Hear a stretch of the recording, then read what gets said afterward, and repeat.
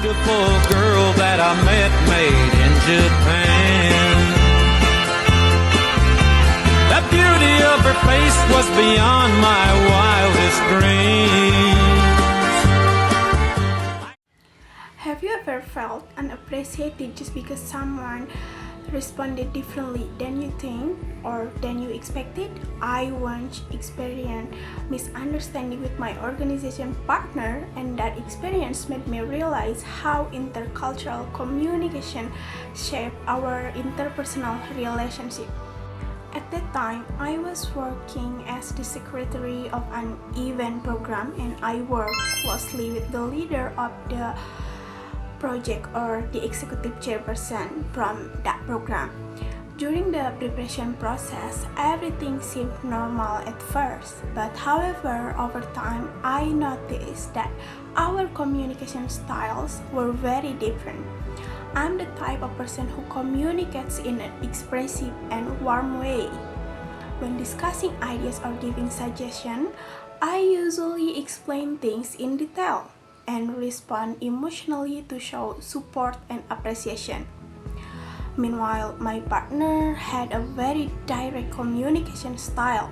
Most of the time, his replies were only okay, sir, or even yeah. At first, I tried to understand because I thought maybe he was just busy. But a few days before the event, things became stressful and overwhelming for him. Yeah, for me too. I could see that he was under pressure, so I decided to send him a long supportive message to encourage him emotionally. So I told him that he was doing great and the team supported him and everything will eventually work out well. But however, after sending that long message, the response that I received was only a short reply and a silly sticker.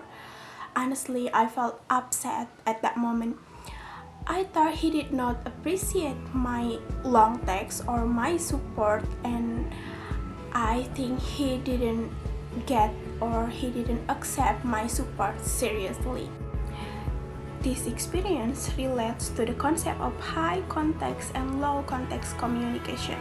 I tend to use the high context communication style where emotion, detailed explanation, and warm responses are very important.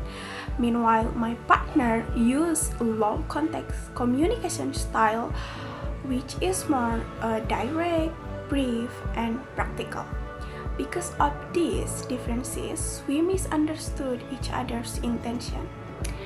The second concept is perception.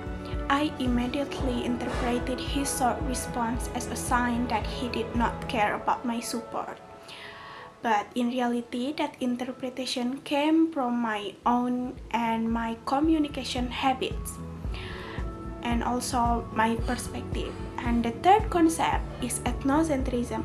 Without realizing it, I believe that my communication style was the more appropriate and the respectful one.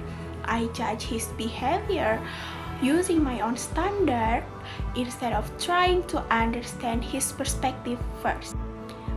A few days later, I finally told him that I was upset about the situation.